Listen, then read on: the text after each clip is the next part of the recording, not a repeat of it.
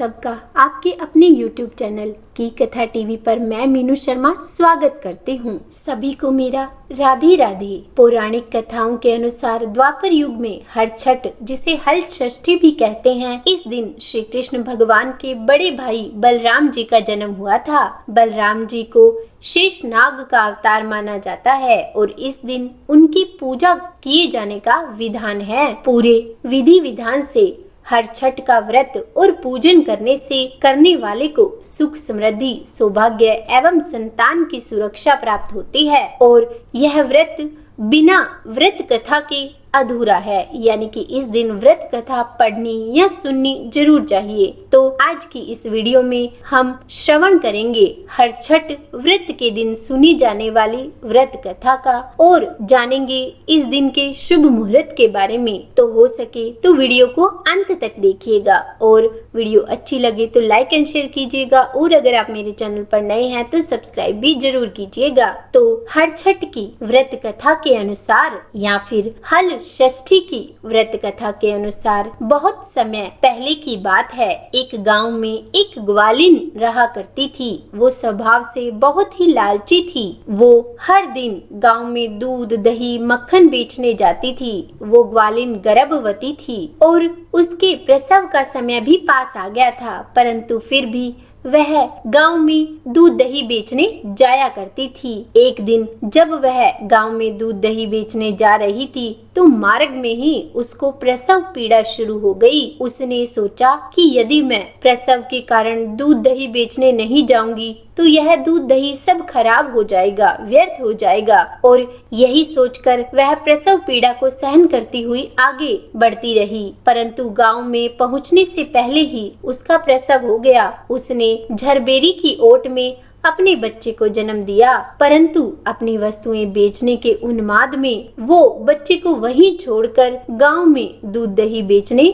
चली गई। उस दिन संयोग से हर छठ थी तो गांव वालों ने उससे पूछा कि यह दूध भैंस का है या गाय का। आज हल षष्ठी है और हम आज सिर्फ भैंस के दूध से बनी वस्तुएं ही उपयोग में लेंगे। यह सुनकर उसने मन में सोचा कि यदि मैंने इन्हें बता दिया कि यह दूध गाय और भैंस दोनों का मिश्रित है तो ये लोग मुझसे दूध नहीं खरीदेंगे और इससे मेरा सारा परिश्रम और यह सब सामान यानी कि दूध दही व्यर्थ ही जाएगा। तो उसने यह सब सोचकर गांव वालों से झूठ बोल दिया कि यह दूध तो गाय का नहीं भैंस का है। तो गांव वालों ने उसकी बातों को सच मान लिया और उससे दूध खरीद लिया। उस ग्वालिन को यह आभास भी नहीं हुआ कि उसने कितना बड़ा अपराध किया है। उसने पूजा के लिए झूठ बोलकर अपना दूध बेचा। उसके इस पाप कृत्य के फल स्वरूप उसने जिस झारबेरी की ओट में अपने नवजात बच्चे को छोड़ा था, उसके पास के खेत में किसान हल चला रहे थे।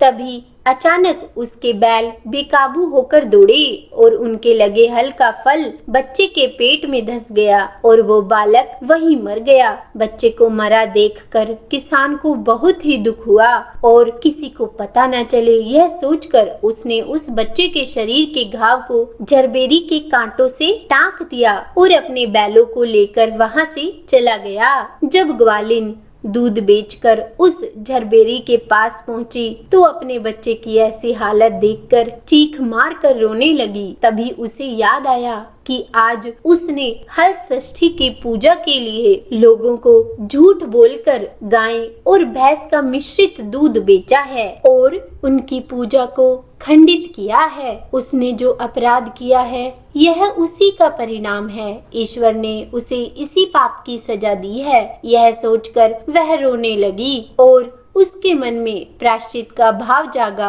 और वह अपना प्रायश्चित करने के लिए उसी गांव में वापस गई जहां उसने लोगों को दूध बेचा था और फिर गांव वालों को उसने सच बताया और अपनी गलती को माना। उसने उन लोगों को किए हुए पाप की वजह से उसे मिली सजा के बारे में भी बताया और उनसे क्षमा मांगी। तब उन गांव वालों को उस पर दया आ गई। उन्होंने उसे क्षमा कर दिया। साथ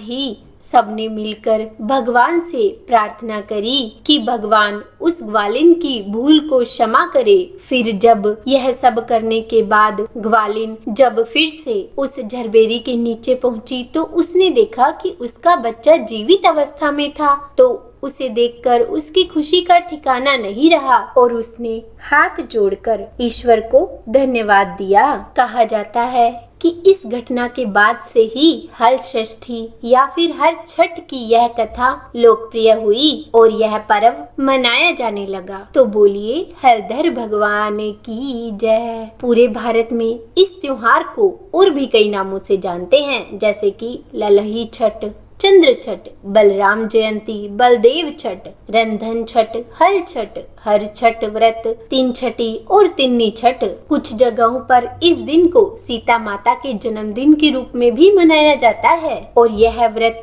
इस बार 5 सितंबर मंगलवार को रखा जाएगा। पंचांग के अनुसार भाद्रपद माह के कृष्ण पक्ष की षष्ठी तिथि प्रारंभ होगी 4 सितंबर सोमवार की शाम 4:41 पर एवं समाप्त होगी 5 सितंबर मंगलवार की दोपहर 3:46 पर। तो इसका मतलब है कि यह हर छठ पर्व 5 सितंबर मंगलवार को मनाया जाएगा। इस दिन सूर्योदय का समय रहेगा सुबह 6:01 एवं सूर्यास्त का समय रहेगा शाम 6:39। इस दिन जो भी भक्त व्रत करेंगे तो उनके लिए पूजा का मुहूर्त होगा सुबह 9:31 से लेकर दोपहर 12:37 तक। तो उम्मीद है वीडियो में दी हुई जानकारी आपको पसंद आई होगी और कथा सुनने में अच्छी लगी होगी। अगर वीडियो पसंद आई हो तो लाइक एंड शेयर कीजिएगा और अगर आप मेरे चैनल पर नए हैं तो सब्सक्राइब भी जरूर कीजिएगा